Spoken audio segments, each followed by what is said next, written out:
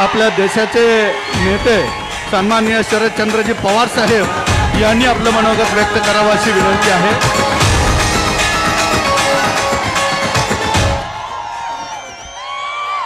परदेशातून महाराष्ट्राचा कानाकोपरा त्या ठिकाणी गेलो। त्या 3 वर्ष अहोरात्र प्रयत्न केले आणि निवडणुकीला जे मला सोडून गेले त्यांच्या विरुद्ध नव्या पिढीचे उमेदवार उभे केले आणि मला अभिमान असतो की महाराष्ट्र जनतेचा त्या 58 लोकांच्या पैकी जे 52 लोक सोडून गेले ते 52च्या 52 निवडणुकीत पडले आणि हा माझा स्वतःचा अनुभव आहे।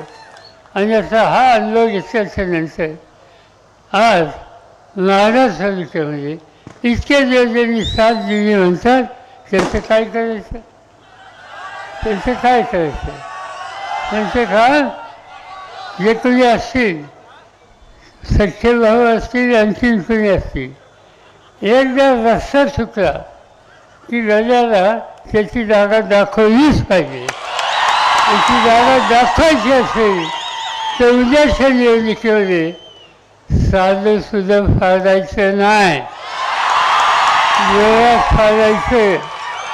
पुन्हा संदेश महाराष्ट्रात गेला पाहिजे की महाराष्ट्रात संदेश गेलाच पाहिजे, सगळ्याचा नाश करायचा आवाज पंजाबमधनं आणि सावंत होते आणि सावंतांचं नाव घ्यायला मी विसरून गेलो। त्यांना मोठ्या मोठ्यांची विजय करा ही विनंती या ठिकाणी करतो। इतके तास तुम्ही थांबलात, आम्हाला सगळ्यांचे विचार ऐकले त्याबद्दल आपल्याला धन्यवाद देतो।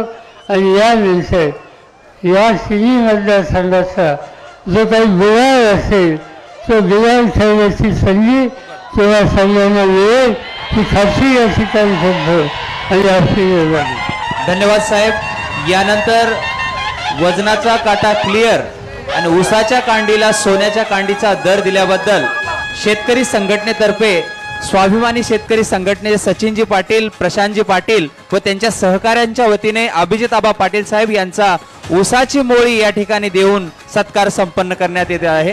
त्याचबरोबर होलार समाज शक्ती सेना महाराष्ट्र राज्याच्या वतीने अभिजित आबा पाटील साहेब यांना जाहीर पाठिंबा दर्शवण्यात येत आहे।